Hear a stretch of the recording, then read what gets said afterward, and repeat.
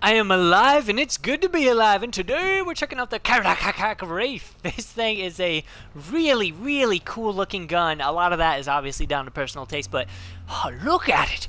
It's just so beautiful. It looks like a gun that you could just stab the shit out of people's eyes with. This thing should have came with some sort of special, like, impaling attack where you just run at people like Battlefield style, and you just jam them up through their abdomen.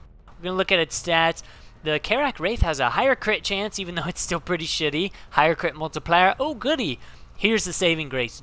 Double the clip size, because this thing does not have the fastest reload speed. So having 60 rounds instead of 30 is substantially helpful. It also has more than double, actually exactly double the status chance, and just all around a little more damage. So not bad, you know, I can't really complain about it. It's not the strongest gun in the game, but it's still a vast improvement from the original, and the tape is black this time. Ooh, special. Plus the fact that it's kind of chromish with these glowing red lines on it. It just looks badass, and I actually really enjoy it. I like the way the gun sounds, and I like the way it looks, but how does it perform?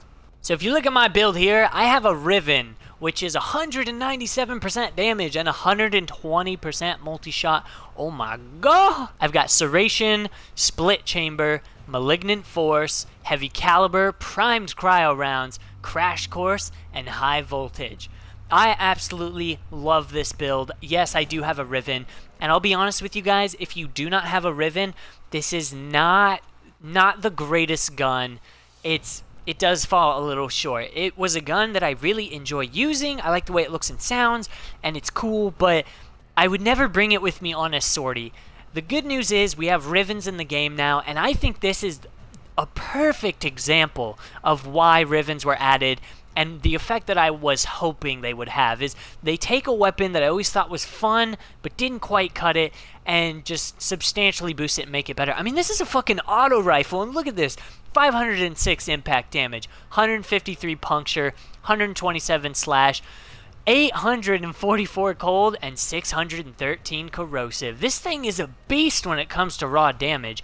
And it's got a nice status chance of 71% because I've got Split Chamber and Multi-Shot on here, which, as you all know now with my last video I made, increases your status chance substantially when you spit out more bullets. Enough boring talk, let's see this thing in action. So it does mainly impact damage aside from the 2 elements that I put on it. So let's see how it does against a level 100 crewman, shall we? As you can see here, the Corpus being weak against impact damage, this gun absolutely murders regular crewmen. It's not even a challenge. He was level 100. Let's get a nullifier in here too, because I seem to notice that really high rate of fire weapons do better against nullifier bullet. Oh my god, look at that. Oh, level 100 nullifier.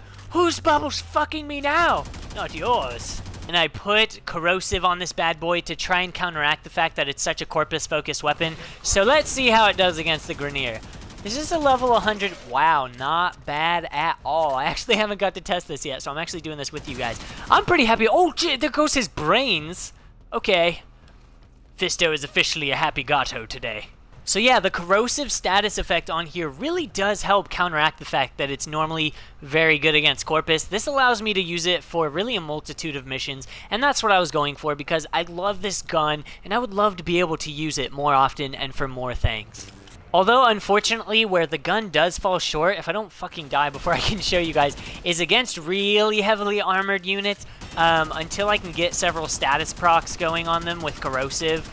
So you can see here, it takes a little while, you know? So yeah, he died, and good riddance, you fuck. But, yeah, it takes a little longer than I would like it to, but I can't really bitch and complain. That's a level 100 bombard. That's like worst case scenario. So unless I'm doing the last damn sortie, if I'm doing alerts or I'm doing missions with friends or I'm fighting a boss, I can use this weapon for any of those activities and I'm gonna have a ton of fun using it. Let's try and give this gun benefit of the doubt though, and we'll use Mesa with it using her shooting gallery to boost the gun's damage even further against a bombard. And we'll see if maybe this gun can become frame situational so that, yes, maybe you normally wouldn't use it in any situation, but if you have a Warframe that boosts its damage enough. Nah.